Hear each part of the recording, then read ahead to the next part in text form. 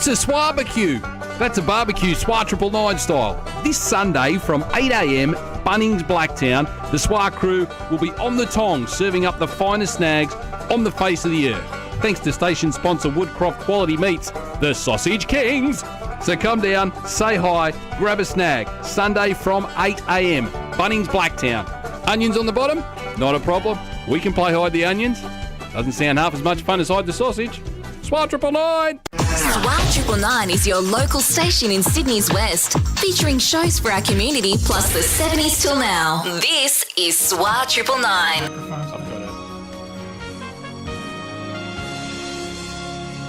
And welcome along to the community show on SWR 999 Sydney's West, where we'll tell you what's happening in the local community and speak to some great community members as well. In the studio, I've got myself, Steve, and also Mitchell. How are you? How are you, Steve? Good, how are you? Good. And we've got Jeff with us. Exactly, Jeff Wall to tell us all about clinical trials. How are you, Jeff? Good, guys. Thanks, Steve. Mitchell, good to meet you both. Likewise, Good to meet you too. If you've got chronic illness or disease, these may help you find some answers. We'll find out all about that soon. After this one by Midnight Oil, Put Down That Weapon on SWR 999 Sydney's West. Midnight Oil to start us off, Put Down That Weapon on the community show on SWR 999 Sydney's West. If you've got a chronic illness or disease participating in a clinical trial of new medications or techniques may provide some answers. We hear about these from time to time, so I thought we'd speak to Jeff Wall, an expert in the field, about the process and how it might be beneficial to you. Hi Jeff, how are you? Good, Steve. Thank you. Good thing. Thank you. What are clinical trials, first of all? Sure. Look, we could talk a lot of technical language here, but I'll try not to. And so in a sense, a clinical trial is really just a research study that looks at either a new medication or a new medical device. So, it could be anything from an implant for an osteo operation to a diagnostic device or something that diagnoses the flu to a new method of doing something. So it can cover all of those things. And so a clinical trial is the research program that's put together in a contained and controlled environment to allow that to be researched, if you like, to see if it's safe, if it's efficacious, meaning does it actually do what they plan it to do, and is it then able to be released to the general public, if you like. Clinical trials range from from a medicine point of view, from a laboratory where they discover the compound and the molecules that do something that they want it to do to meet an unmet medical need. So then they start at phase 1, which is your early first in human. These are the ones that most people are familiar with, where people are paid and they come in and they do a research study to see if the drug is safe. And then all the way through to phase 3 and 4. 3 is the biggest trials that are very big global trials that are looking at, is the drug working and is it able to then be registered and then made available by prescription to the general public? I'm starting to get a nosebleed with all your terms efficacious. Mitchell. But anyway, I'm thinking I've been to a clinical trial. Yes. And before I tell people what I experienced, here's my question. Does anyone have to be or going to end up being a Frankenstein's monster? Good question. I mean, I think there's lots of regulation around clinical trial. The thing to be aware of, we go back to even thalidomide, which is when clinical trials were actually first introduced. They were not regulated at the time. Okay. And so everyone knows the thalidomide story and the problems that occurred with thalidomide. And so, yes, no. Short answer is no. Phase 1, though, where it's early and they're first in human, they are safety trials. So the reason they do those first on very small numbers of people is to see, does the drug, is it safe? So if someone takes this at various doses, what's it going to do to their body? And so that, when we get past that first stage, they're looking at safety all the way through. That really early stage where they say, does this cause any harm? And if it causes harm, the drug never goes beyond that point. Okay. So, yeah. Who can participate in these trials? Yeah, look, anyone really. So in a sense, clinical trials are run in a really broad spectrum of therapeutic areas, meaning any sort of disease state, there's clinical trials for those. So it can be anyone from, children and they are looking at more and more trials in children. The regulators, by regulators I mean the TGA, so the Therapeutic Goods Administration in Australia, have started to really push for trials to be done in children, right through to elderly, right up to the other end. So the whole spectrum, people with chronic disease like diabetes or heart disease or asthma, right through to people with really rare diseases, if you like. So it's all the way. I mean, the most common one is for cancer. And so people hear a lot about people on cancer trials. Most people with cancer are on a trial because they've exhausted all potential medications. The only answer then is to go into a trial. And so trial patients in oncology or cancer are very high numbers. There's big incidence in there, but right across the spectrum. So lots, everyone almost. And what can the benefits be for those participating? Look, there's no direct benefit to the participant. We can never promise there's a benefit to them per se. The trial itself is often randomised into placebo and an active drug. Yep. So if we're talking drug trials, I mean, we could talk later about device and other things, but the most common is a drug trial. And so, medicine, so a trial to put a new medicine. They're generally randomised, meaning that there's no bias. They've got to be able to compare this new medicine with something. So if there's an available drug it's comparing it with, it'll be with that. If not, it's against what's called a placebo, meaning that it's nothing. So in a sense, they're taking what could be, people refer to a sugar pill, if you like. Yeah. It isn't, but that's what the common... Yep, okay, I did mention that I joined a clinical trial before. Yes. It was for gout. Yep. Now, it was free in a sense that they paid for my, I did it at the hospital, Yep. they paid for my parking and all that. Now, for anyone that, what would encourage people really to join Do it. Yeah, look, it's a really common question, and I think, often when we talk to doctors about trials and they go, why would a patient want to be in a trial? That's And, right, and look, yeah. the overwhelming answer to that is altruism. They want to do it for the greater good. You've got to remember that all of the data that gets collected for a doctor to make a decision to prescribe a medicine to you or me or you, Steve, is based on the information that's gathered in these trials. So a lot of people want to just do something for the community. I'll do it because it's going to help somebody else. And particularly the more elderly patients often use that as their reason for wanting to be in a trial. So it's not because they're paid, because they're not paid. It's not because they're going to necessarily get what's being tested, because often they're not. And so it is around, I want to do it for the greater good. Yeah. There is lots of clinical papers that suggest patients who are in a trial do well regardless of whether they're on the drug or not. And that is because they become more focused on their healthcare. The health practitioner focuses more on their healthcare, and the person conducting the trial is looking at them more closely than they would in a normal clinical setting. So they're getting the benefit of everyone's focused on their healthcare way more than they would be in a normal setting. And so they do better. Oh, okay. And there's lots of research papers that support that. Yep. What patients might be more suitable to those to the clinical trials?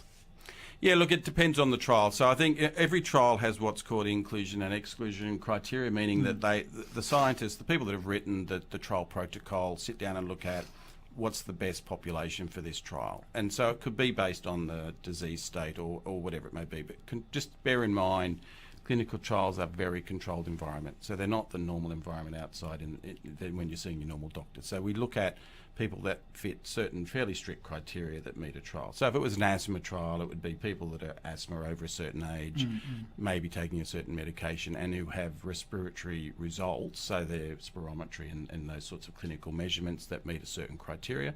They would meet the criteria to enter into the trial. So it's not just, I've got asthma, I can go in the trial. There's then a list of things that they have to meet in order to go into which the trial. leads to my question really, as in area, do these trials stay in one specific area? For example, only people from Parramatta, or only a certain cultural Short background? answer to that is no, but the trials are generally run in trial centres, and so those trial centres are geographically placed. And so in a sense, there's a certain, it's open to everyone, but of course, if people are going, a trial often requires multiple visits over a period of time, anything up to 5 years. If they're living 70 kilometres away, are they going to show up for every visit? Probably not. And so it's all dependent on, they can apply to go into that trial. It's then going to be on the judgment of the doctor. Okay. Are they going to be compliant? Are they going to show every week when I need to see them? So it does in the end fall back to being you need to be in a certain area. Coming up, we'll talk about considerations for being in a clinical trial and risk factors, and also talk about being monitored for any side effects. Coming up after this one by John Mayer and Heartbreak Warfare. SWR 999. We'd like to thank club grants made possible by the Blacktown Workers Club in order to help reach out to community members. Blacktown Workers Club, show sponsor. And you're listening to SWR 999, Sydney's West, and the community show. Some John Mayer there, Heartbreak Warfare. We're talking to Jeff Wall about clinical trials and the benefits for those with chronic disease and illness, and also how to get involved in them as well. All right, now, Jeff, I've got a doozy for you. Thanks, Mitchell. Now, I've been diagnosed, sounds an ominous word, doesn't it? I've been diagnosed with vasomotor asthma. Right. So what it is, this is the specialist, asthma specialist or allergy specialist telling me that he can't help me because I've gone through all the testing that he could possibly think of, all the allergy tests, 20 little dots of different allergens or whatever you call it, and he ended up saying that can't help you. You've got no allergies.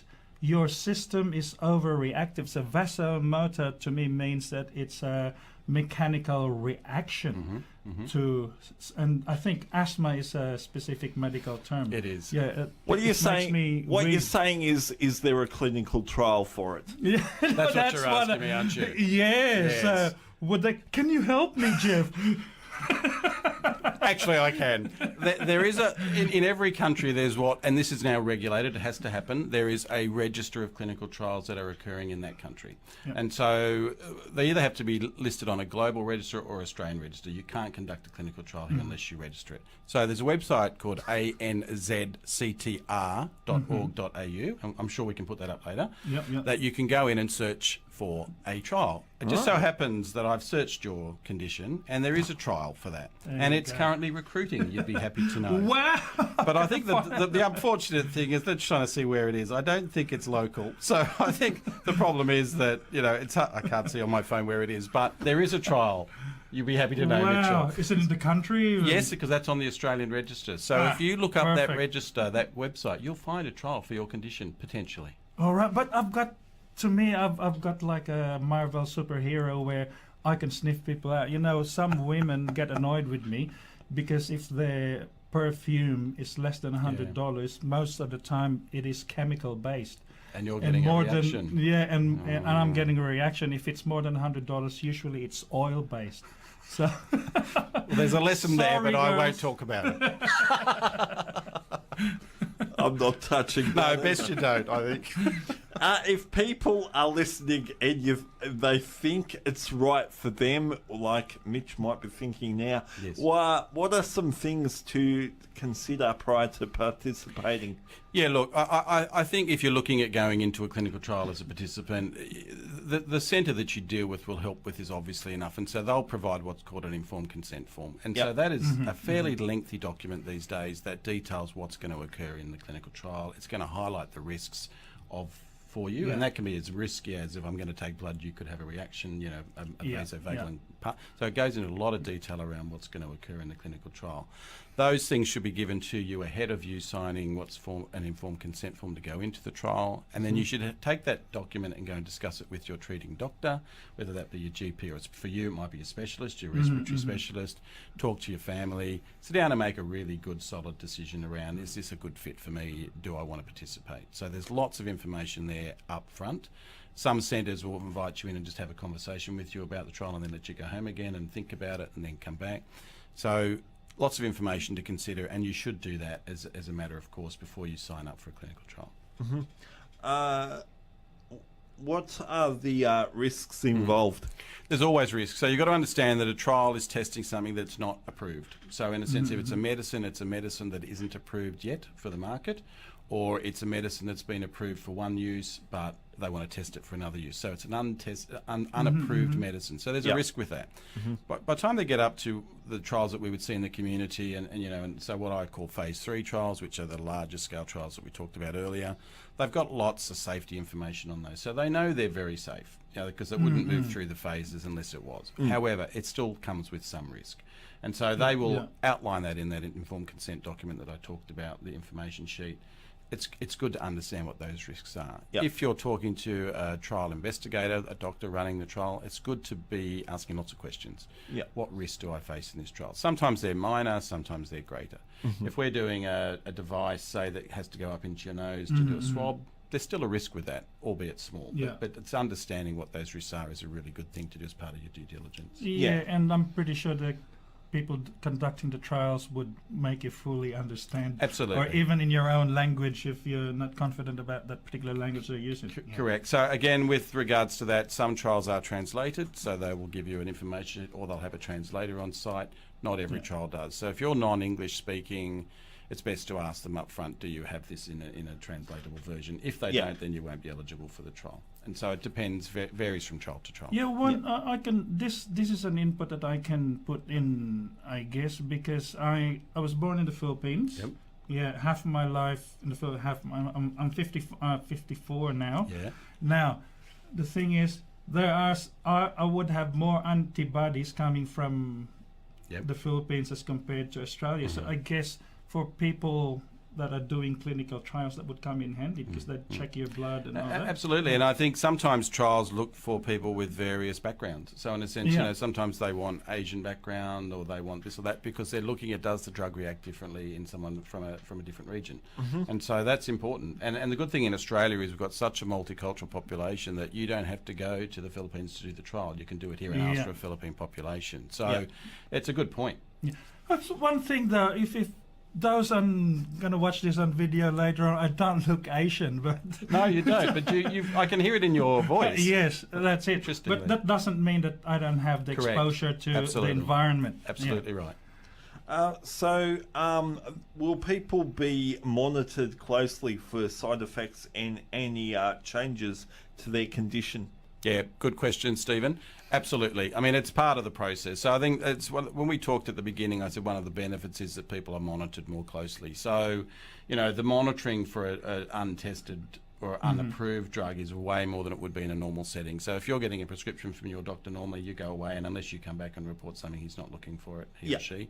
In this instance, there is constant follow-up. So depending on what the drug is or the device is and, where it sits, there'll be way more regular monitoring, plus you as a patient are often given some method of being able to communicate back if something's not right. So if you notice something's different, you call the centre that's doing the trial and say this has occurred. They'll often bring you back in and do some tests and have a close look at you. If people see changes they're not happy with, then can they exit the trial? Another good question. The answer is yes. So once you've agreed to be in a trial, if you then choose to withdraw at any point, and that could be immediately after you've signed the informed consent form, you can withdraw. There's no repercussion to you or your healthcare. So in a sense, often, particularly if it's their treating doctor that wants them to be on a trial, people get worried that if I come off the trial, are you going to treat me differently? The answer is no. So it is always additional to their normal care. You're never asked on a trial to come away from normal care. It's always going to continue, and there'll be no repercussion for pulling out. That's right, because I would imagine some people would have the conspiracy theory that the doctors are sending me to this because they get a payback. Correct. Absolutely, and that's often the worry, with pharmaceuticals. And I guess, and valid or not, I don't think it is valid. I think in the end, you've got to look at the process of how do you get a medicine that you're taking today. What process did it go through? And it is this process. And I can tell you, it's very highly regulated, more than normal clinical care. So there is no way that's going to occur because it's so stringent. If a site's running a trial, they've got people coming in auditing them all the time. There's lots of regulations that surround this. I would hazard a statement that the regulations in Australia are more strict than what in the US and Yeah, most look, other countries are. interestingly, Australia does interpret those and puts them there, and they're embedded in law. So yes, they are. But the FDA, the US, is the strictest. But the other good point for us in Australia is if we're working on a trial that is a US FDA trial, which most of them are the big global ones, we have to abide by the strictest regulations, no matter where they are. Okay. And so if they're stricter in England or the US and we're doing it in Australia, we've got to abide by those regulations, not our Okay, own. so it's international, not just... Absolutely. Yeah. All right. Absolutely. Coming up, we'll talk about what happens after the trial and how you can get involved as well, if you like, after new stuff by Pink, A Million Dreams, on SWR 999. You're listening to the community show on SWR 999 Sydney's West. New stuff from Pink there and A Million Dreams on the community show through till 1. We're speaking to Jeff Wall about clinical trials and the risks and things you need to find out before you give them a go.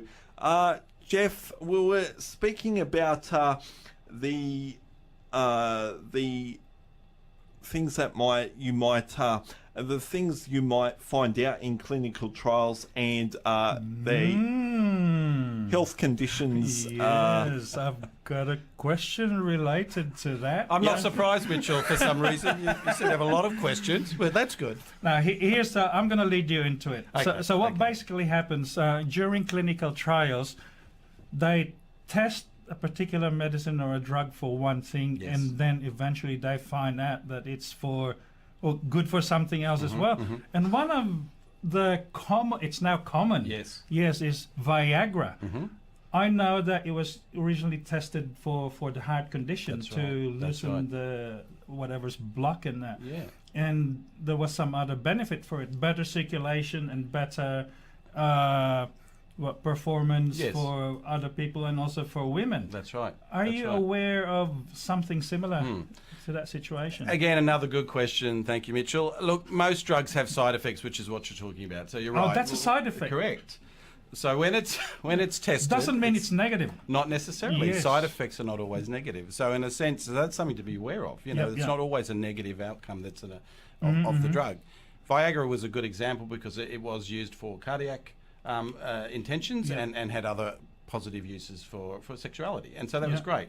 There are other drugs. So just a story, I worked on a trial a few years back, which was a cancer drug. So it was for cancer of the kidneys.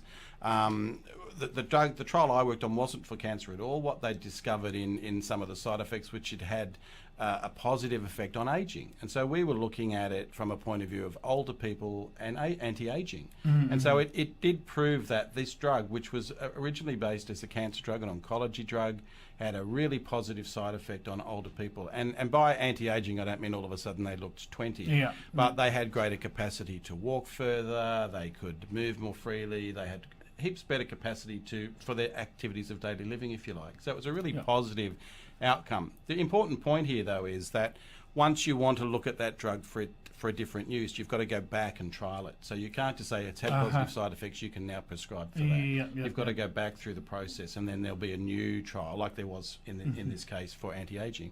And so the same for Viagra, it went back through trialling because of that. It was seen to capture side effects. It comes back to your earlier question, Steve, is it monitored regularly? And it is. The fact is these things come out of that monitoring that we see there are side effects. They're not always negative. So they might say, we've got a hunch that this works for anti-aging. We've got to test this out properly. Yeah, and the hunch is based on data. So again, most of the decisions around clinical research are data focused. So in a sense, they would have run this cancer drug in patients with renal cancer, and they would have discovered that it had an effect on certain parameters, parameters I mean measurements, so either blood tests or just capacity, and saw that it had a really positive improvement on that. So then they go back and put it together, all that data, and say, we think this would have a good effect on anti-aging. And so they then go back and put a trial through. And run that to see what it does. Are there clinical trials for really broad things such as spina bifida, for instance? Again, another really good question. And I would direct you back to that website that we talked about earlier, anzctr.org.au, to look it up. My short answer is I don't really know. Anything that they look at that they think they can have a positive effect on, whether it be through medicine or, I mean, surgery also does get tested in this environment. So anything that's new is tested in a clinical trial. Now, depending on what it is, if it's a procedure or something, then there's slightly different regulations around it, but they still go back to trial. They don't just all of a sudden say, we think we can do this in a surgical procedure. They test it. And so my short answer is I don't know specifically to that question, but I would say go back to that website and have a look. And find it. And trials are really broad. They can be across any of these spectrums. And you'll be examined, I would imagine, after the trial to find out what's happened. So there is definitely a follow-up period for every trial. So in a sense, once you stop taking the medication or the device or whatever we're talking about, there's generally a follow-up period.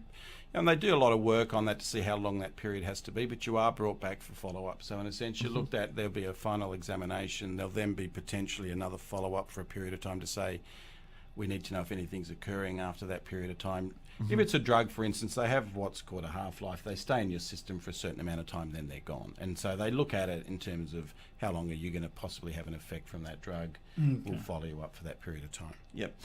And you'll get a copy of the results as well? Yeah, so once a trial is finished, it goes in and gets, I guess, peer-reviewed, if you like, and then it's published. And so you would be made available with that publication, but you would also, if you were on a placebo, if you were blinded, you would be unblinded, and so you would then be told what drug you were taking. So if you were on placebo or actual drug, you'd be informed. But you mean blinded as an information, not actual going blind? That's right. So just, you're going to be clear about that to the listeners. You're going to go blind. I'm going to go blind. No, you're not blind, just not know what you're taking. So you're right. So if you found out you were on one of these drugs and you thought, that really worked for me, I wish I was on it for longer, can you stay? So there's something in Australia called a special access scheme, and so sometimes under a trial, but not always, you are then made available to that drug under that scheme for till it's registered and it's available by prescription.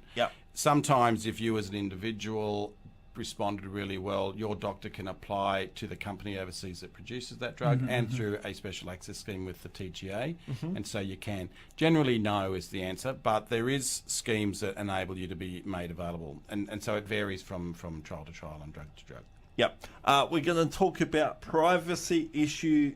We're going to talk about privacy issues soon. Also, where you go for more information, going to go with one by Green Day right now when I come around on SWR 999. We'd like to thank club grants made possible by the Blacktown Workers Club in order to help reach out to community members. Blacktown Workers Club, show sponsor. You're on SWR 999 Sydney's West and the Community Show with Steve and Mitchell and Greg Wall. Jeff Wall. Hi, Pete. Thanks, Harry. I appreciate that. I knew I'd get that wrong. Till 1 this afternoon. Jeff, we were talking about clinical trials and also the consent and filling out your details to be sent to where they've got to be sent. Is your privacy going to be protected through all of this? Yeah, look, I think that's a really good question and something that people get very concerned about, and I think it's something that trialists and regulators take very seriously. So, absolutely. And so, by giving consent, you agree that your information can be shared. The thing to bear in mind is that once, beyond the clinic at which you're doing the visits and seeing the doctors, it all becomes de-identified. So the data gets entered into a database. Nowhere in that database are you able to be identified as an individual. So it's just all strictly numbers. Absolutely right. Yeah. So the only place that has your name and your details is the clinic in which you're doing the trial. Everything that goes out beyond that point. So then it's just information. It's data. And so the data is then used to, by fairly smart people who crunch all that data and say, does this do what we think it can do? Is it safe? So absolutely, your information doesn't leave the clinic. And as we should stress in all of this, it's very important to talk to your medical professional to so they're up to date with the whole process as well. Absolutely. I think they'll help you make a good judgment around whether it's a good thing for you to do. You know, most doctors are aware of trials and the value they bring, but equally they're the ones giving you your day-to-day care. So a trial will be going on alongside that. So they do need to be aware. And so, yes, I would emphasise that you always speak to your treating doctor. I guess I was thinking about that if, say, you hear on the radio somewhere there's a clinical trial happening somewhere and you'd like to get involved, but so that's you getting involved, but if your doctor is the one guiding you, they'll be talking to you anyway. Yeah, look, I think sometimes when you do a trial, it's not your doctor that you're going to see, but there's a couple of points here. One is that you should go and get as much information as you can and then go and talk to your doctor. Healthcare has changed a little. You as a patient need to be proactive in your treatment. And so sometimes it's good to have a robust conversation with your doctor. Yeah. If there's lots of information around, people are fairly educated now about their health conditions. It's don't be a passive person in it, is what I'm saying. You know, you should have a robust conversation with your doctor around why you want to be in a trial. Some doctors, particularly GPs, are not well educated around clinical research, and that's been a fault in Australia. There's lots of movement from government and there's lots of initiatives coming up to try and educate GPs, but they've been, because of the way the GP payments work, if you like, Medicare visits, they don't get time to get involved. And so it's important that you have a good discussion with them. You know, if you've got a specialist, it's worth talking to your specialist, but be a participant in your healthcare. Don't sit back and wait. That's right. I think what you're trying to say is look after your own health first and foremost. Absolutely. So you don't have to go and see a GP. Well, be a partner with your GP. Yes. You know, your GP should be partnering with you to help you have the best possible very good outcomes. Point. You don't have to be sick to go and visit your GP. Absolutely. Absolutely. And where do people go if they want more information on all of this? Yeah, good question again. We've talked about the anzctr.org.au, which is good. It does have some general information on it as well. But the National Health and Medical Research Council, which is the body in Australia that governs a lot of this research, have put a website up, which is patient-facing, and it's a great website. So it's australianclinicaltrials.gov.au. Great information. There's some videos on there of patients that have participated in trials. There's videos of doctors who have been an investigator on a trial. Lots of information, which is really useful. Yep. Thanks for coming in and telling us all about it. Thanks, guys. I've had a really good time. Oh, Jeff. Even with you, Mitchell. Yes, I'm sure we're going to get you here again at another time next year sometime. That'd be great. Fantastic. We'll talk about trials about memory and remembering names. Let's do that. I'm sure I'll fail. I'll fail too on the evidence of my last. Well, that's right, Harry. I'm going to go with this one by Credence right now, Up Around the Bend on SWR 999. Credence, Up Around the Bend on SWR 999, Sydney's West, brings us to the end of the community show for this week. Thanks for your help, Mitch. Oh, thank you, Steve. No worries, thank you. And thanks to Jeff, who's hung around as well. Thanks, guys. You, had a great time. That's good. Coming up is Retro Tunes till 2 this afternoon, when I'll be back, hopefully doing this a whole lot better. To get us there, we've got some news, and this one by Dragon, Dreams of Ordinary Men on SWR 999. Thanks for listening.